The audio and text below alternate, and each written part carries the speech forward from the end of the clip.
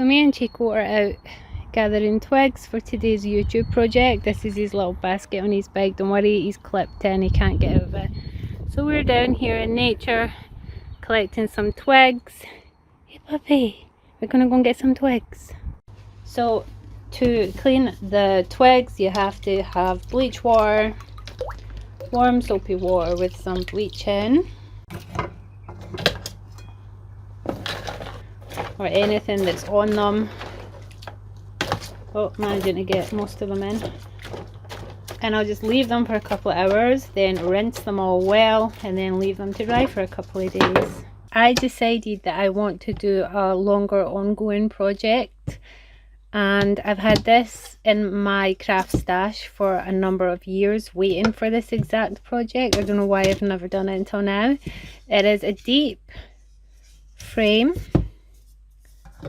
The glass got broken forever ago, which makes it perfect for this project, and the back got lost when I moved my craft room, which makes it even more perfect for this project because I don't need either of those things. Now the idea that I have is that I'm going to turn this into a room in a frame.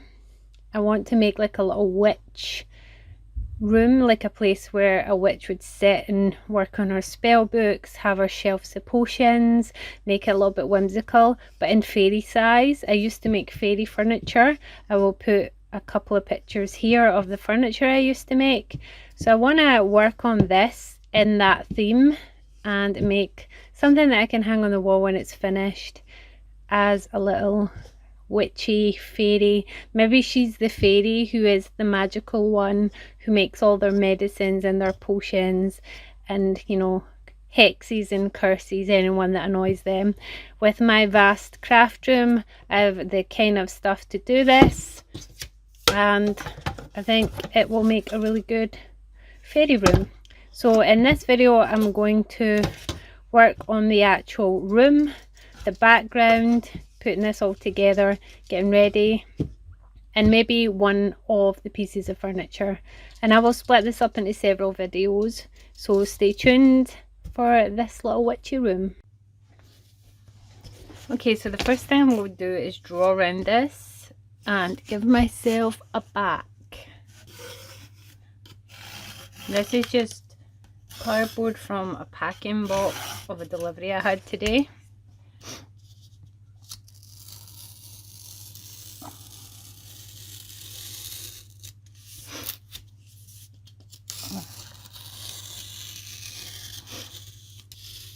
I think the style that I'm going for is rustic woodland fairy meets witch vibe.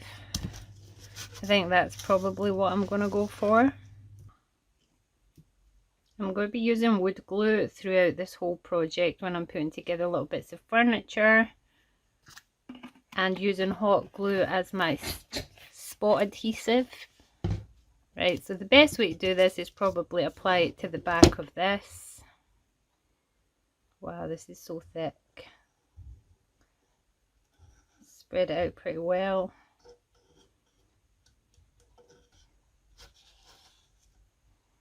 Okay, so we're going to stick this on.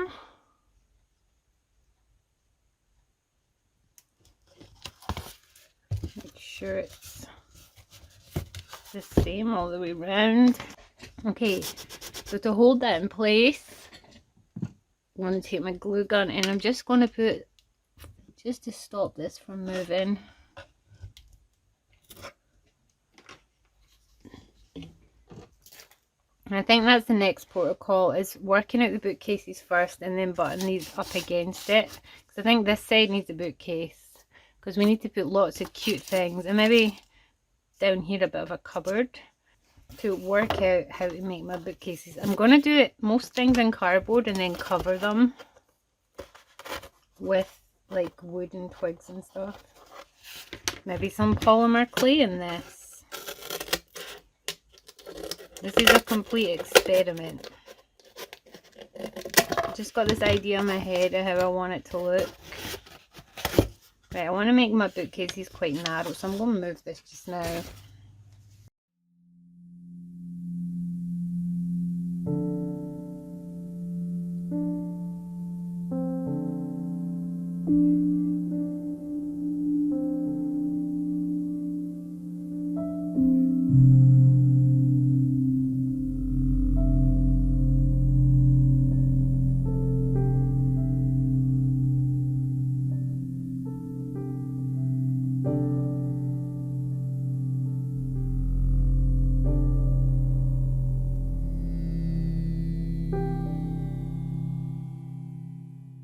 You make the bottom part a fireplace, this bit down here that gets wider, and then on one side put like a little bed, on one side be like the kitchen area. So put a bed up here with like a study area and then a kitchen area. Just glue them together a little bit. Oh, that one was a tough one. Like the littlest amount of hot glue.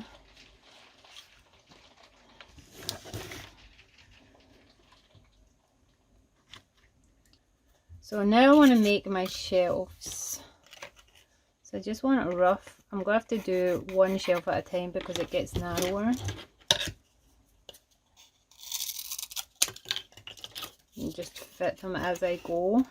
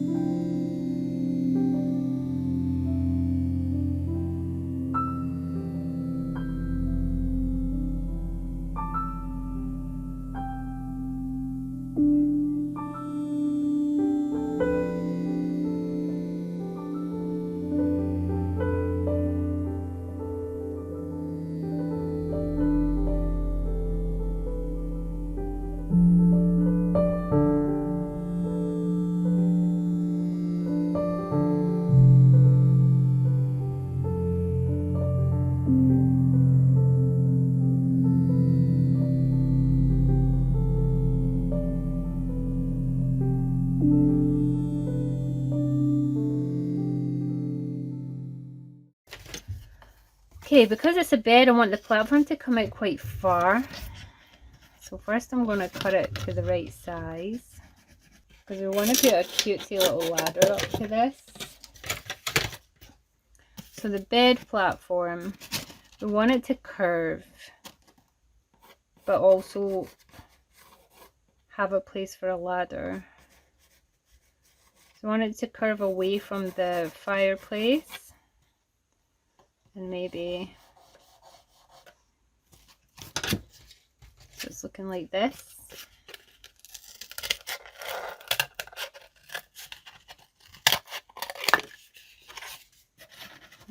Okay, so our little weird tree thing that we made, I'm going to cut that to size.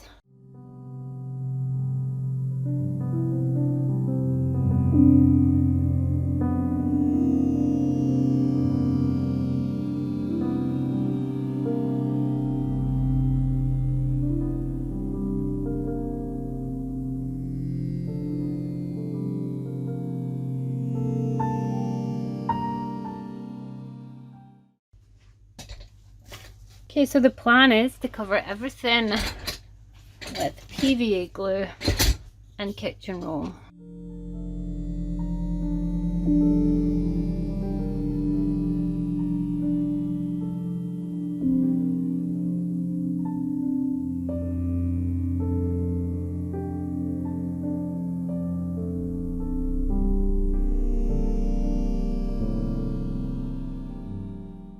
So I've got everything covered in its first layer, and if I see any bits are looking a little bit wrinkly, I'm just gonna smooth them out with more glue, and this is gonna have to dry for a couple of days.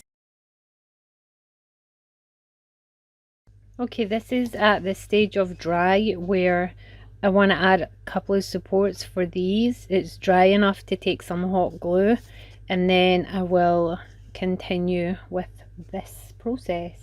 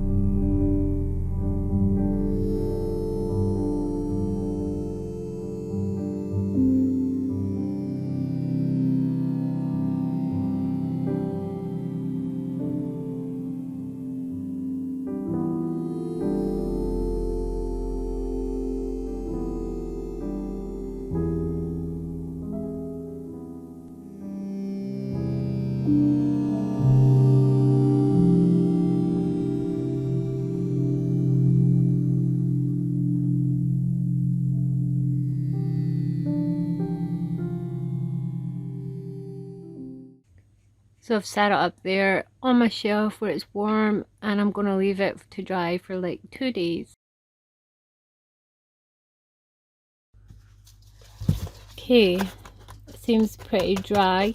So before I give it any more layers, I'm going to cover the whole thing in a layer of gesso.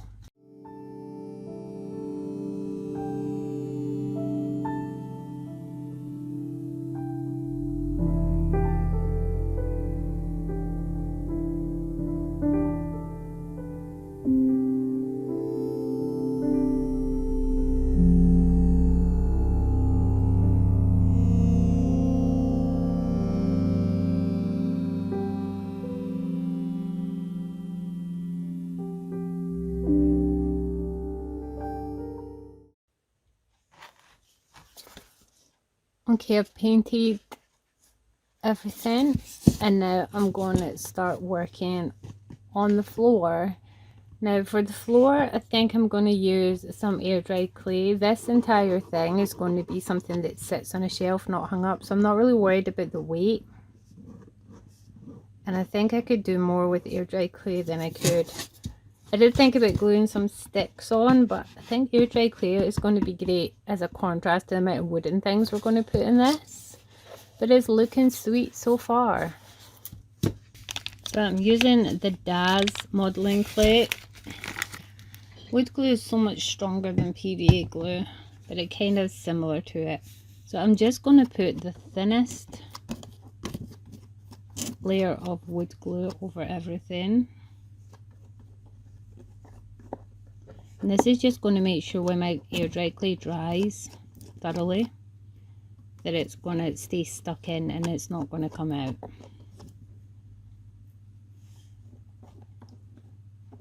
I think my first port of call is going to be getting it in there quite thin.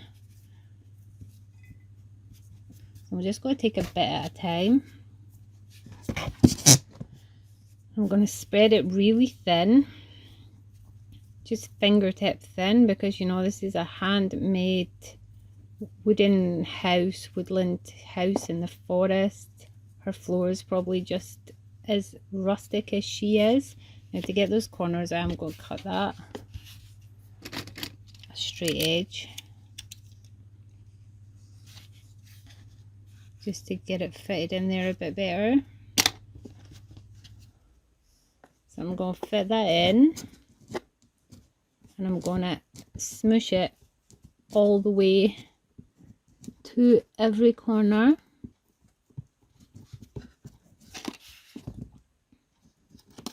I'm going to trim this, then I'm going to join on the next bit.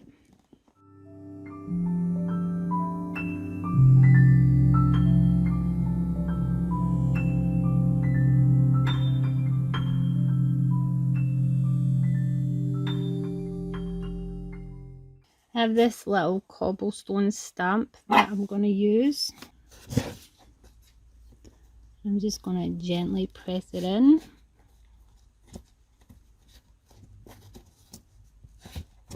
And then peel it out. And then try and match it up.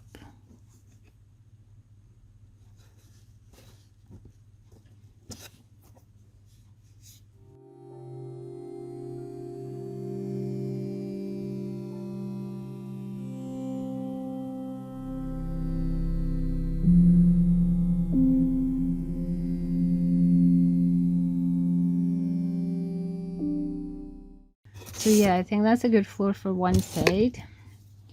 Now for the fireplace, I found another stamp. I'm not sure if this is going to work though.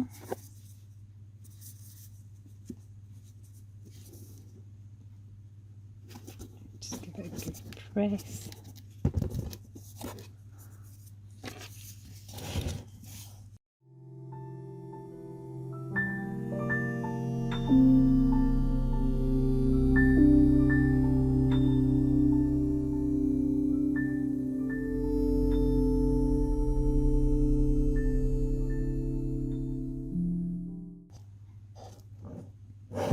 Okay, so for the kitchen side, I think I'm going to keep it pretty simple. I think I'm just going to leave it like this, but I'm going to try and smooth it a little bit. So maybe add some water to my fingers and just as if it's polished concrete.